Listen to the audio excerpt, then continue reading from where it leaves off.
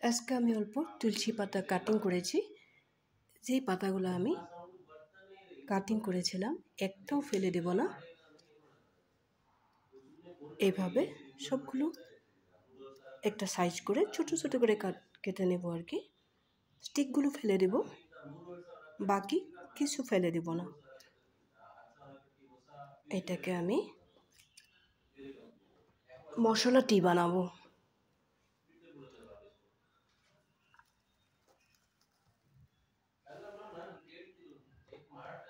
অনেকটাই তুলে এনেছি।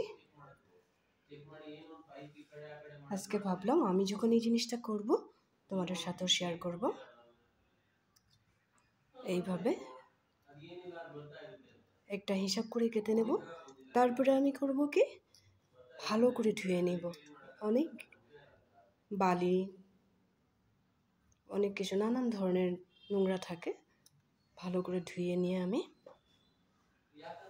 আবার রোদ্রে শুকিয়ে নেব।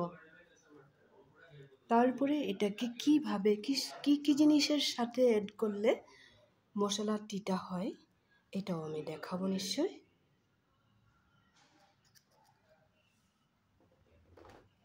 এই স্টিকগুলো যদি একটু কাঁচা রসালো ভাব থাকে তাহলে এইগুলোকে আমার সিঙ্গেল সিঙ্গেল করে না, আবার যদি একটু ভিজা মাটিতে আমরা লাগিয়ে দিই এটার থেকেই পাতা বের হবে। এগুলো ফেলতে নেই। আরও একটা জিনিসে কাজে লাগে এটা, যদি আমাদের হাত কাটে বা অন্য কিছু হয়, এটা কিন্তু একটু গুঁড়া করে যদি এই পাউডারটা যদি লাগিয়ে দিই সাথে সাথে শুকিয়ে যায়। আরও একটা জিনিসও হয়, আমরা যখন নতুন করে কান ফুটা করি বা নাকে ফুটা করি তখন খুব তাড়াতাড়ি শুকাতে চায় না, পেকে যায়, নানান ধরনের নানান কিছু হয়। তখন কি করতে লাগে, কানের ফুটাটাতে একটু কষ্ট করে এরকম ছোট ছোট করে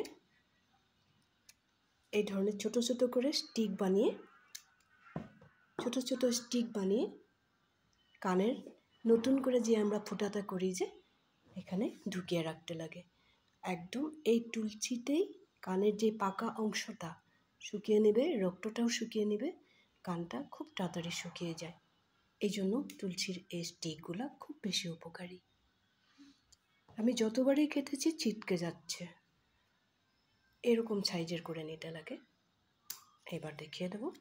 এরকম আমরা যখন কানটা ফুটা করে কিছুদিন বাদে পেকে ওঠে, অনেকে শুকিয়ে যায়, অনেকে শুকাইতে চায় না।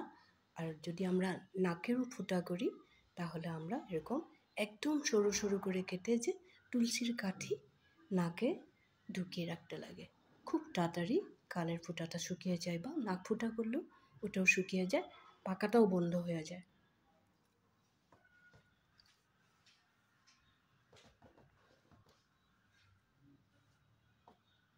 এখন আমি বাকিগুলো পাতা কেটে নেব।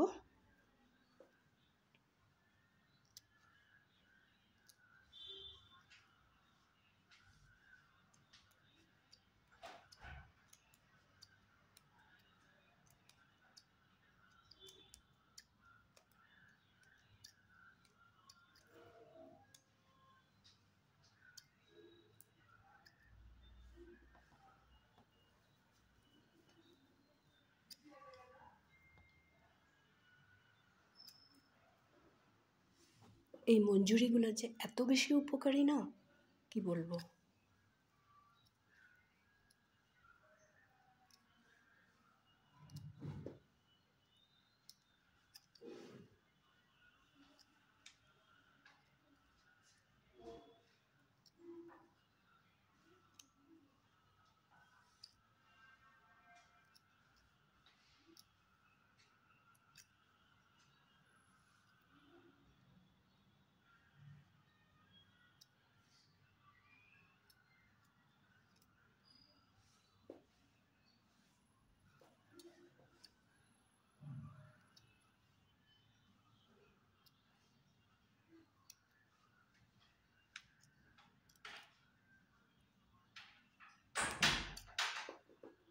এইভাবে আমি সবগুলো পাতা আর মঞ্জুরি সব কেটে রেখে দেব।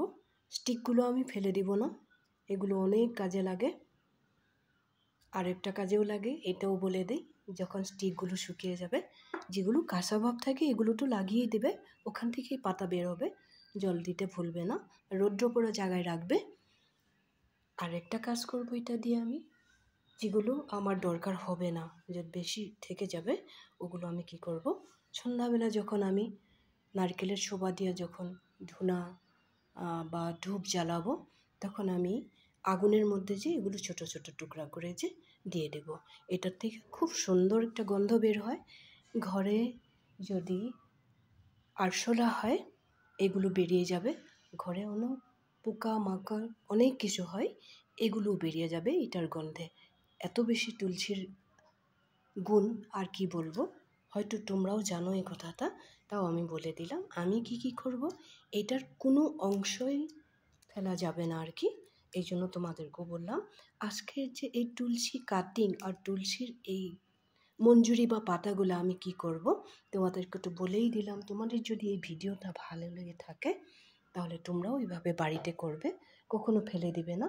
আর তুলসীর যদি গাছটা তোমরা লম্বা হতে যদি মিডিলে একটু দিনবার দেখেই কাটবে, হয় বুধবারে কাটবে না তো শুক্রবারে কাটবে, তার আগে পরে কাটবে না, কিন্তু কাটতে নেই, এই জন্য বলে দিলাম। আজকে আমি বুধবার বলেই কেটে নিয়েছি। মিডিলে কেটে দিবে, মিডিলে যে কাটবে আগাটা কেটে দিলে না, তারপরে যে ওই পাতাগুলা আস্তে আস্তে নিচের থেকে বের হতে থাকবে, আস্তে আস্তে গুল হবে।